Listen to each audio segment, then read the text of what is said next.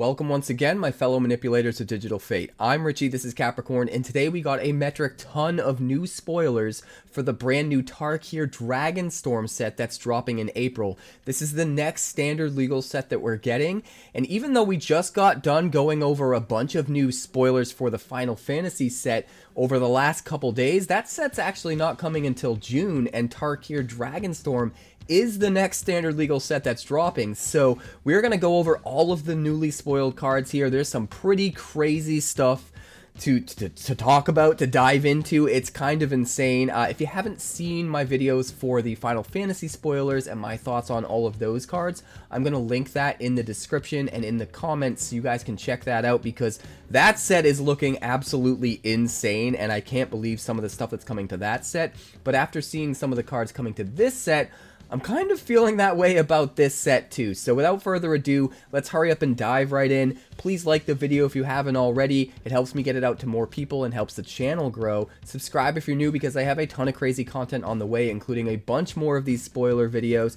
and some crazy ridiculous deck techs that I'm still just getting around to. Also, catch me live Monday through Friday over on Twitch. That's twitch.tv/QuarantineCapricorn. Because if I'm alive and I'm breathing, I'm there and I'm streaming. Now let's dig into these cards. So first off, I want to talk about the one commander card that was spoiled. Now, it's possible there might be some more information coming for Commander and some more cards spoiled, and if that's the case, I will do a second video, another video detailing all of the Commander stuff that they announced. But for now, there's just this one card, so I didn't want to overlook it. I wanted to include it in this video and let you guys know what they're starting to get into when it comes to Commander for this set. This is Teval the Balanced Scale, a 4/4 legendary spirit dragon with flying for 4 mana in the colors of Sultai.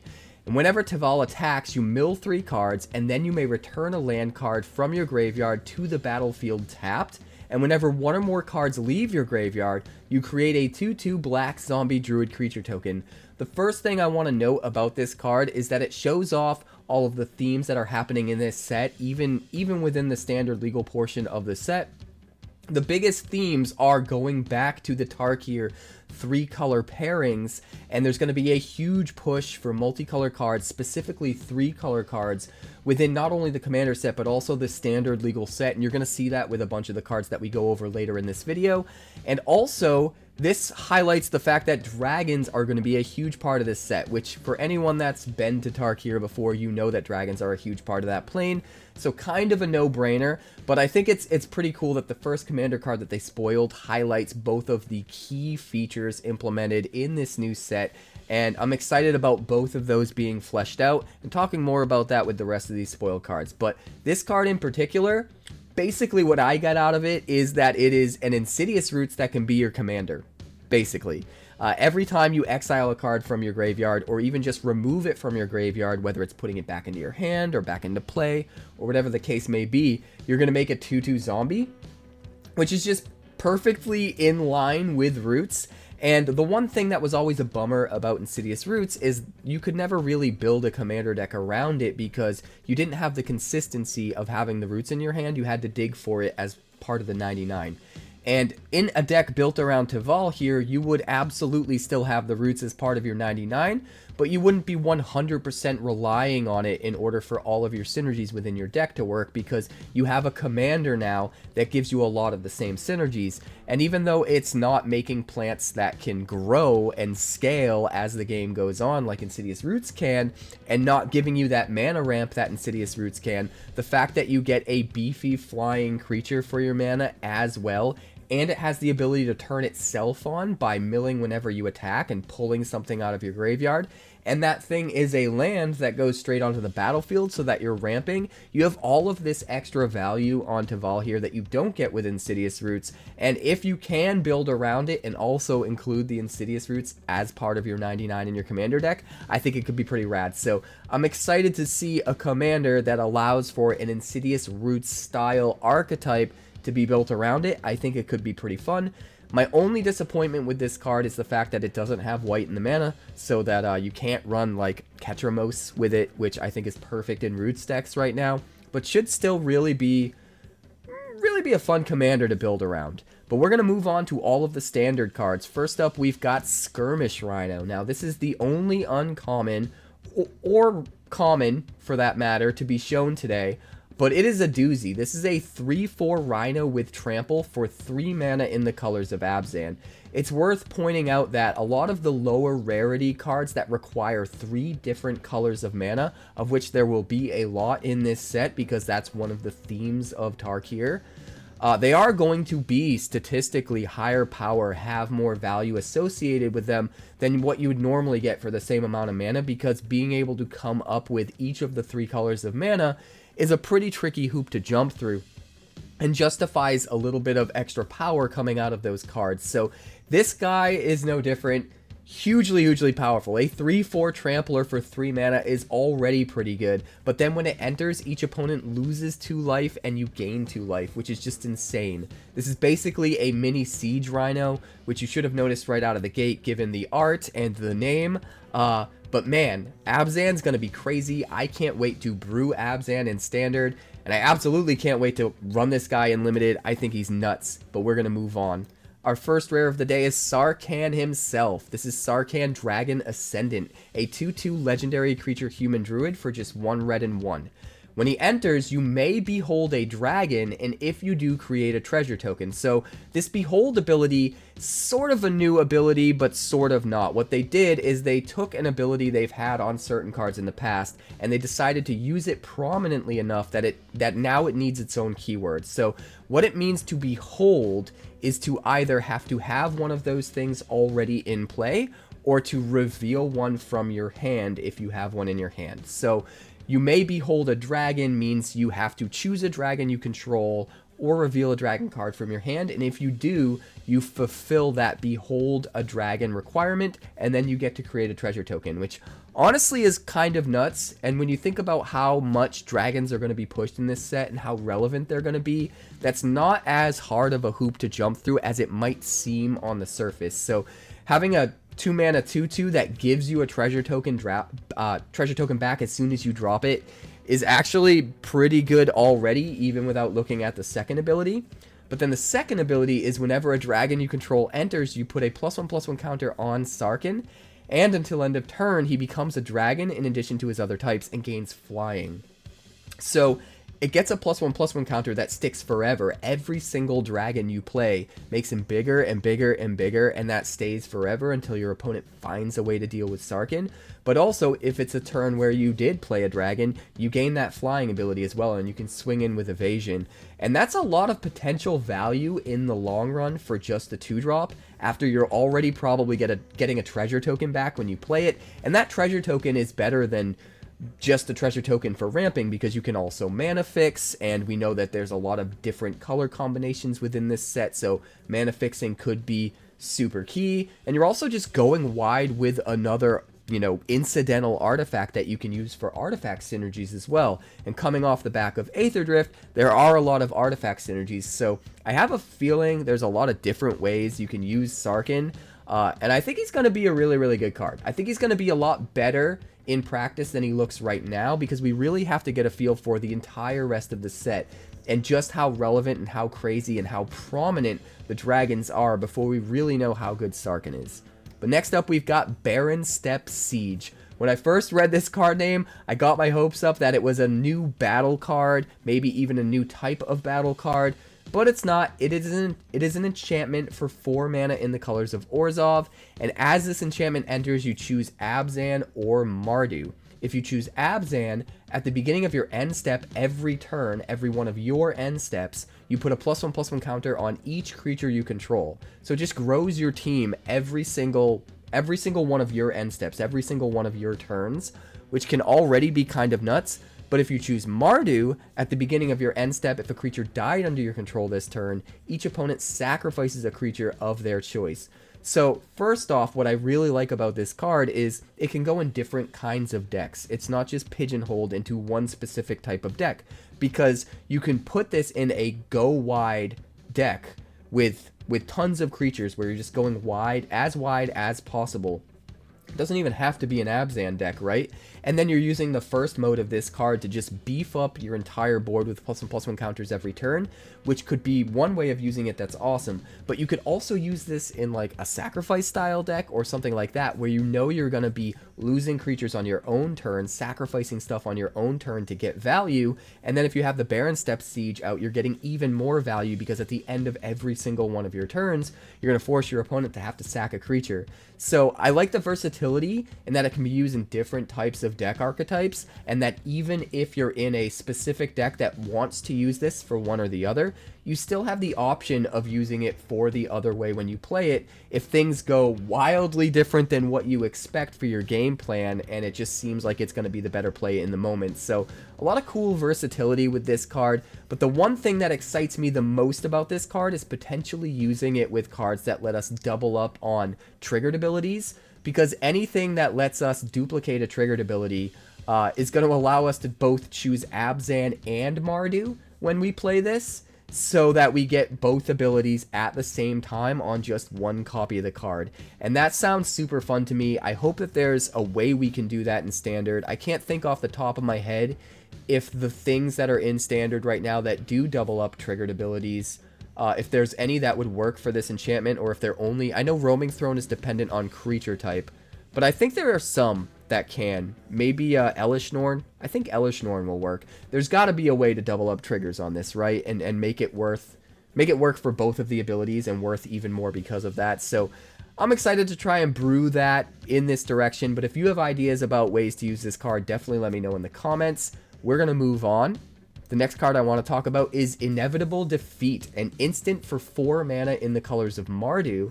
It can't be countered, it exiles target non-land permanent, and its controller loses 3 life and you gain 3 life. This is so much value in one card. Granted, the one downside is it is pretty expensive and it has a hefty color commitment, right?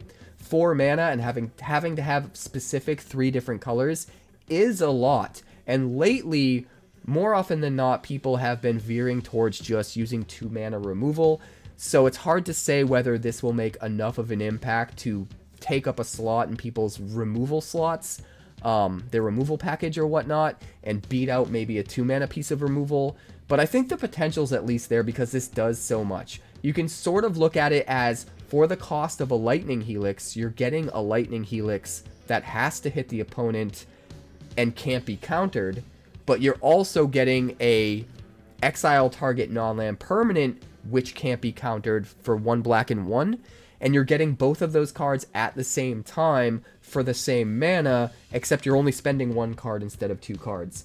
And you get to do it at instant speed, so you can do it, you know, at a key opportune moment as a combat trick to blow out your opponent or whatever the case may be.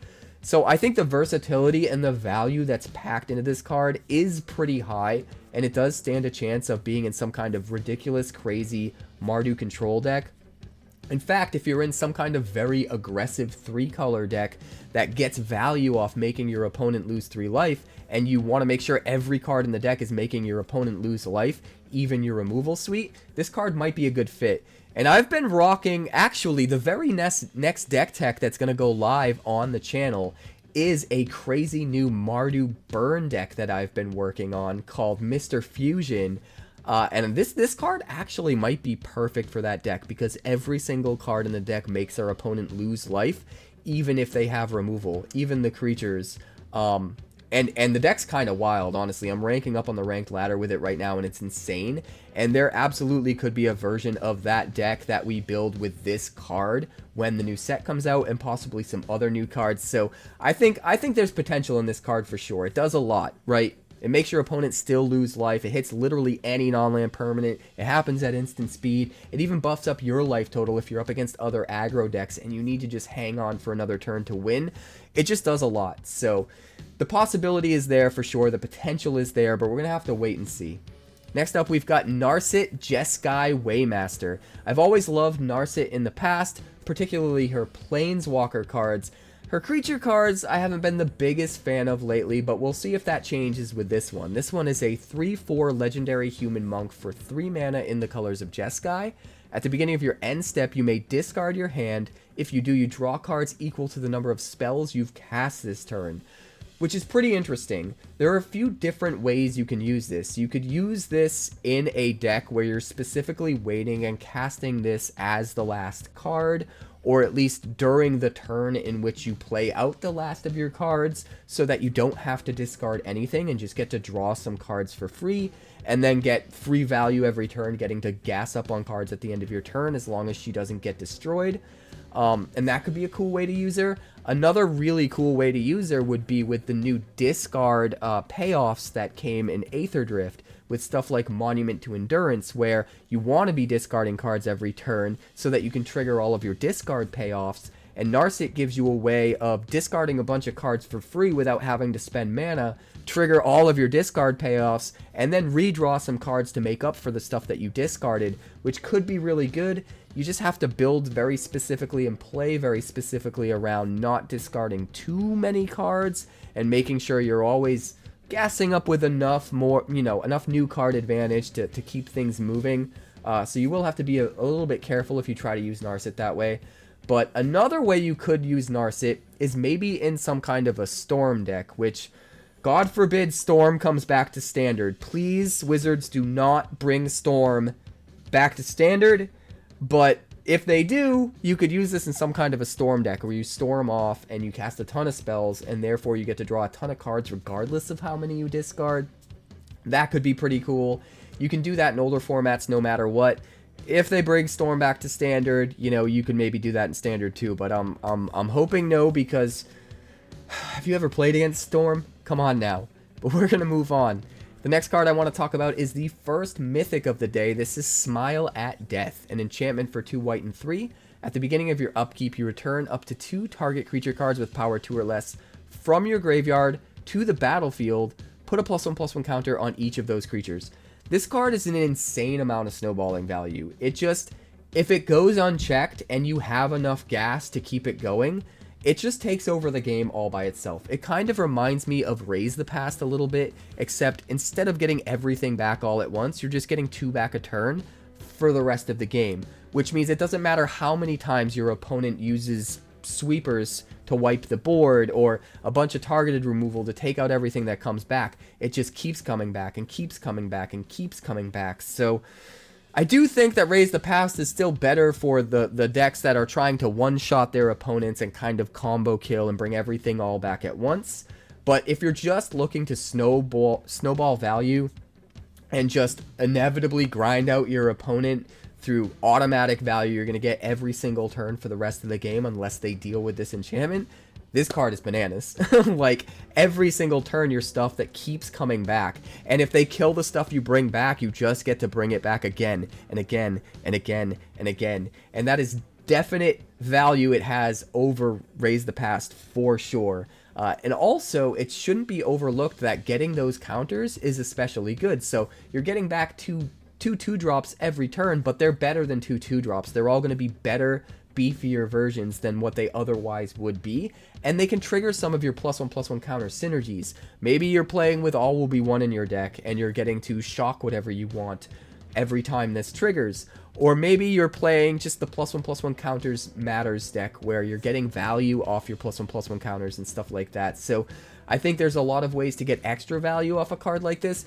but just the fact that it has this inevitability of eventually overpowering your opponent through sheer card advantage that they just can't stop, anything short of actually getting rid of the enchantment. So, insane card if used just right, and I absolutely want to brew around it. I think it's nuts. But we're going to move on.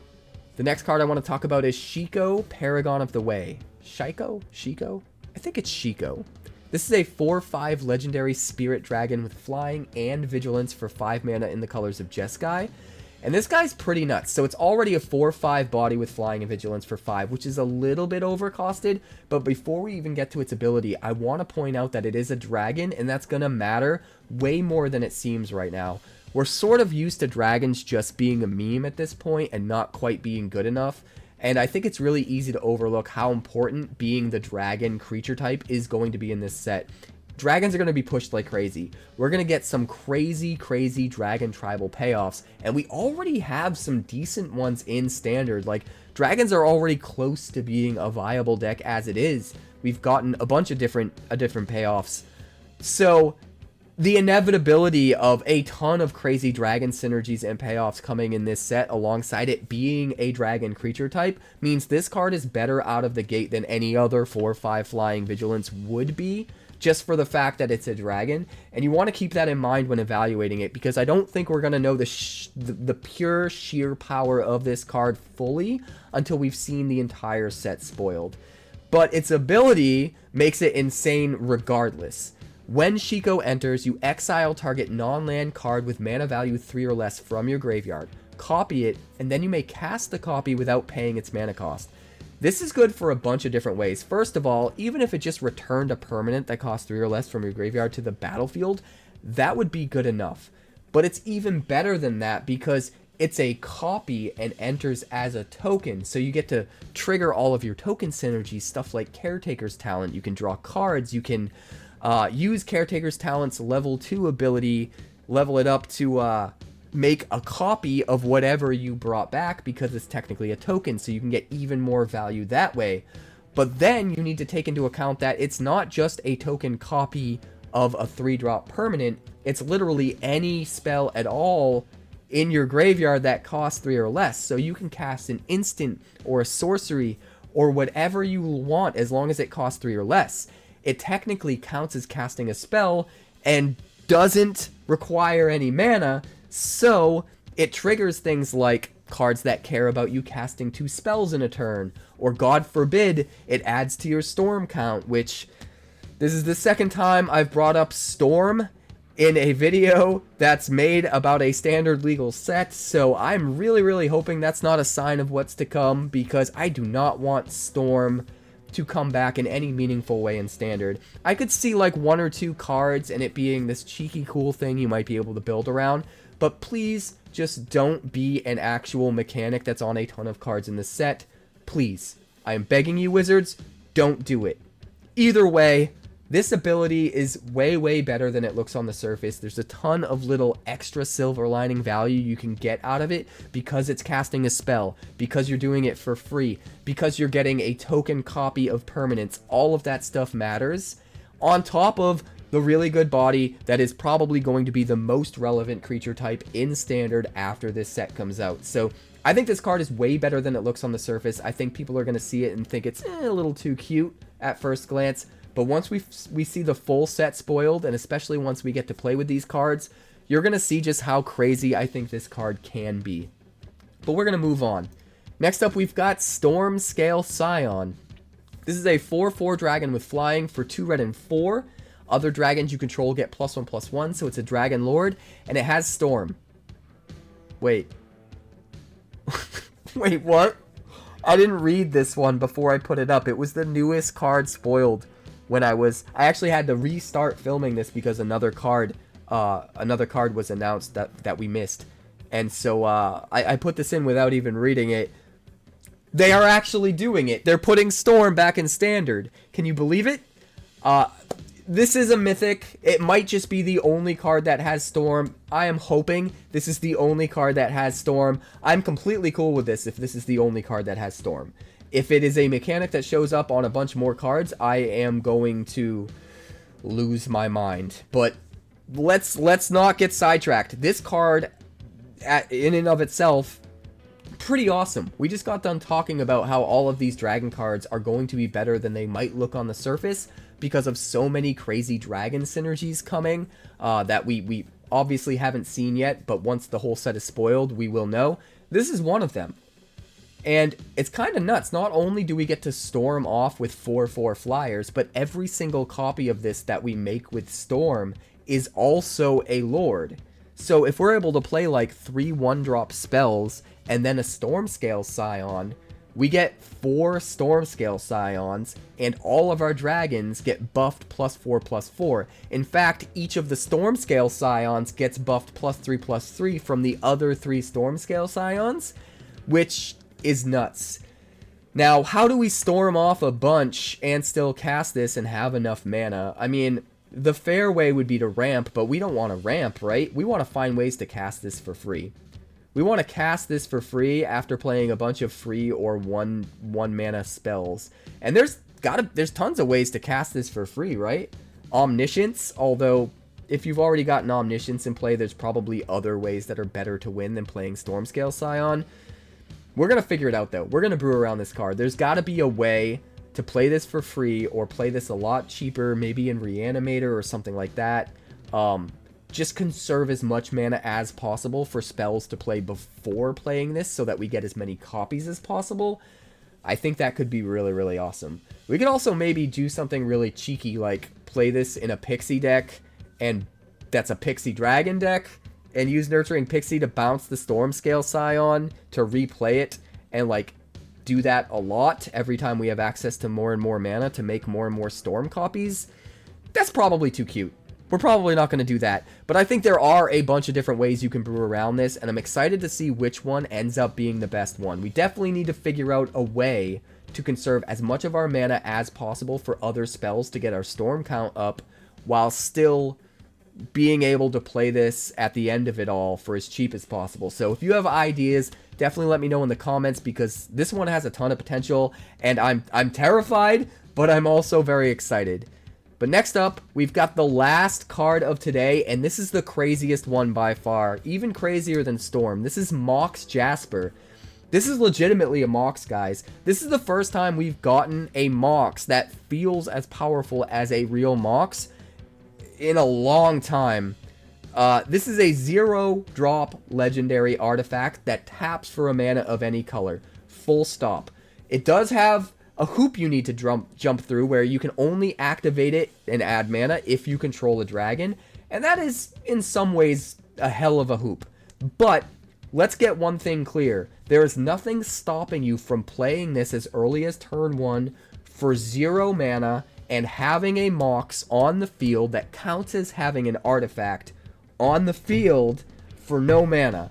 And that alone is kinda good. A 0-cost artifact on the heels of Aether Drift could be good even regardless of making mana. I mean, you're definitely going to want a way to turn this on, but being able to cast a 0-cost artifact and have it matter for all of the decks that care about going wide with artifacts could be really, really nuts. If you have ways to turn it on for mana, it could get really, really crazy. But I guarantee you there is going to be a dragon deck that is relevant in Standard, and it might be relevant enough to be tier 1 meta, because dragons are going to get pushed that hard in this set, and I guarantee you any dragon deck that people try to run, this is going to be a 4 of.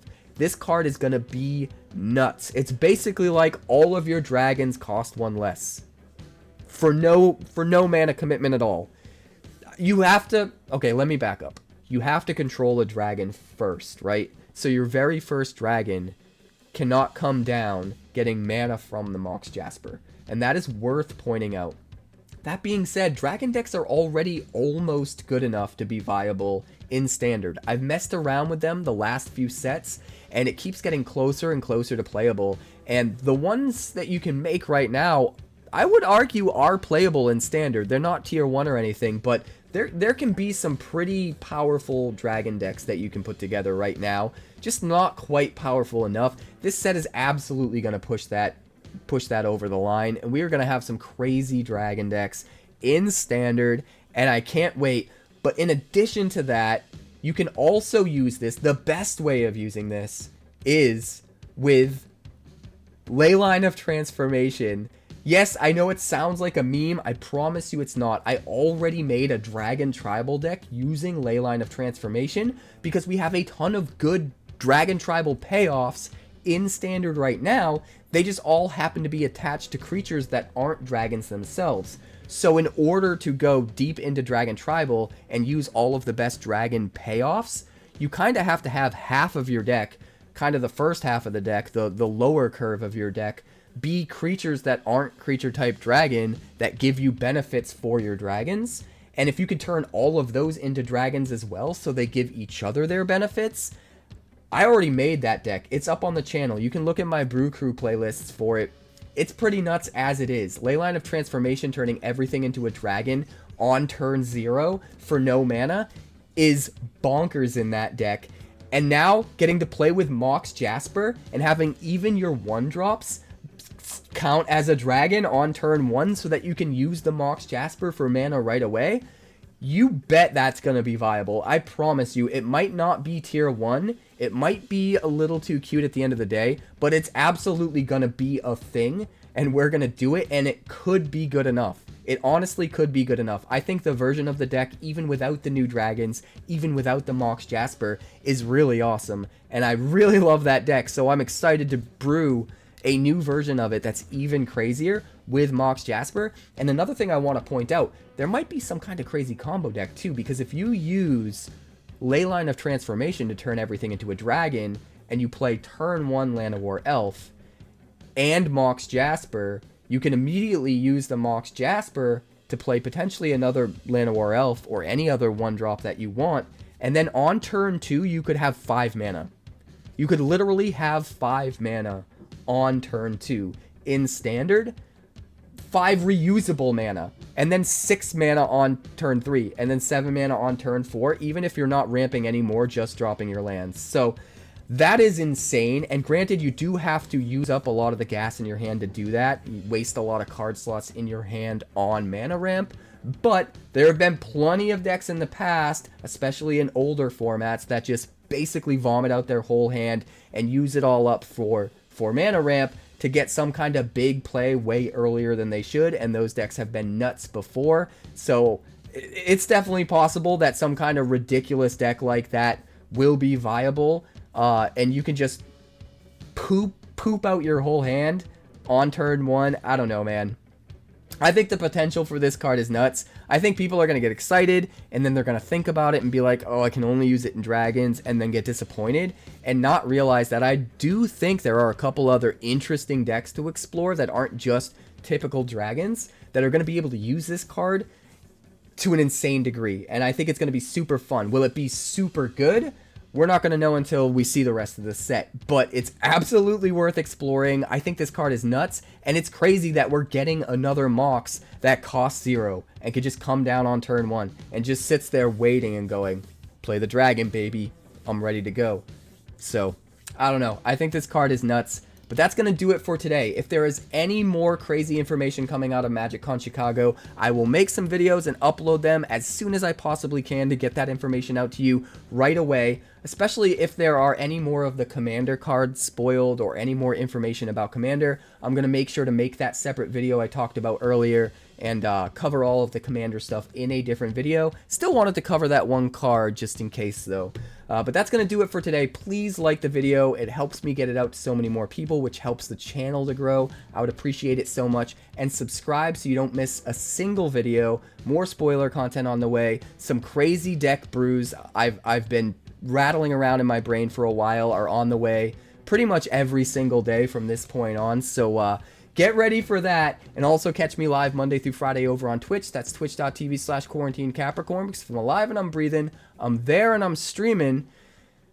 I'll see you there.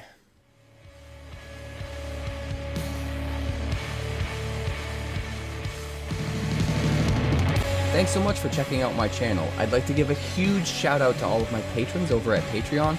Without you guys, this channel would not be possible, so honestly, thank you from the bottom of my heart for all of your contributions. If you haven't yet, like and subscribe. The more likes we get and the quicker we get them, the bigger this channel will grow and the faster it will grow. I'd love nothing more than this channel to become something very special for you guys, but it's entirely up to you how fast that happens.